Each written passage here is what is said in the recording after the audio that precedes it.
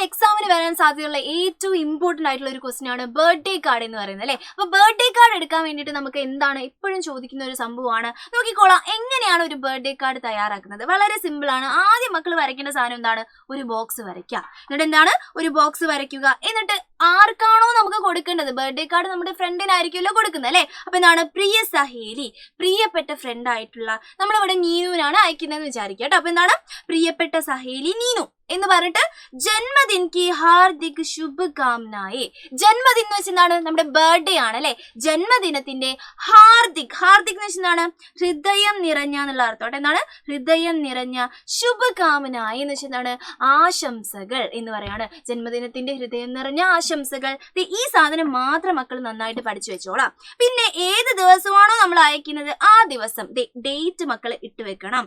ഇത് ശരിക്കും നിങ്ങൾക്ക് എക്സാമിന് എന്ത് തരാറുണ്ട്, ഒരു ഹിന്റ് ആയിട്ട് ഒരു ബോക്സോ അങ്ങനെ എന്തെങ്കിലും തരും. അതുകൊണ്ട് മക്കൾ പേടിക്കേണ്ട ആവശ്യമില്ല. ഡേറ്റ് ഒക്കെ അതൊന്നും ഇങ്ങനെ എടുത്ത് എഴുതാൻ വേണ്ടി മാത്രമേ ഉള്ളൂ കേട്ടോ. പിന്നെ സൈഡിലായിട്ട് നിങ്ങൾ എന്ത് ചെയ്യണം നോക്കിക്കേ, പ്യാർ കെ സാത്ത്, സ്നേഹത്തോടെ. എന്താണ്, പ്യാർ കെ സാത്ത്, സ്നേഹത്തോടെ. തുമാറാ ദോസ്ത്, നിന്റെ സുഹൃത്ത്. ദോസ്ത് വെച്ചെന്താണ്, സുഹൃത്താണ് അല്ലെ. എന്നിട്ട് എന്താണ്, ആരാണോ അയച്ചത് അവരുടെ പേര് അയച്ചേക്കുക. ഇപ്പൊ ഞാനാണ്, സ്നേഹയാണ് അയച്ചത് വെച്ചാൽ എന്താണ്, സ്നേഹ എന്ന് അയക്കുന്നു. ഓക്കെ, ഇതാണ് നമ്മുടെ ജന്മദിനം എന്ന് പറയുന്നത്, ജന്മദിനത്തിന്റെ ബർത്ത്ഡേ കാർഡ് എന്ന് പറയുന്നത് അല്ലെ. പക്ഷെ ഇത് മാത്രം മതിയോ, പോരാ. മക്കളുടെ കലാവാസനയൊക്കെ എന്താണ് ഇതിന്റെ ഉള്ളിൽ ഇങ്ങനെ ഇട്ട് വെച്ചോളാം. നല്ല ബർത്ത്ഡേ കാർഡ്, കേക്ക്, പിന്നെ കുറച്ച് മെഴുകുതിരി, പിന്നെ വേറെ എന്തെങ്കിലും സ്മൈലികൾ, അങ്ങനത്തെ സാധനങ്ങളൊക്കെ എന്ത് ചെയ്യാം, മക്കൾക്ക് ഇവിടെ ഇവിടെയൊക്കെ വരച്ചു വെക്കാം. അപ്പം ബർത്ത്ഡേ കാർഡ് വന്നാൽ ഇനി ആരും തെറ്റിക്കാൻ പാടില്ല. Bye bye.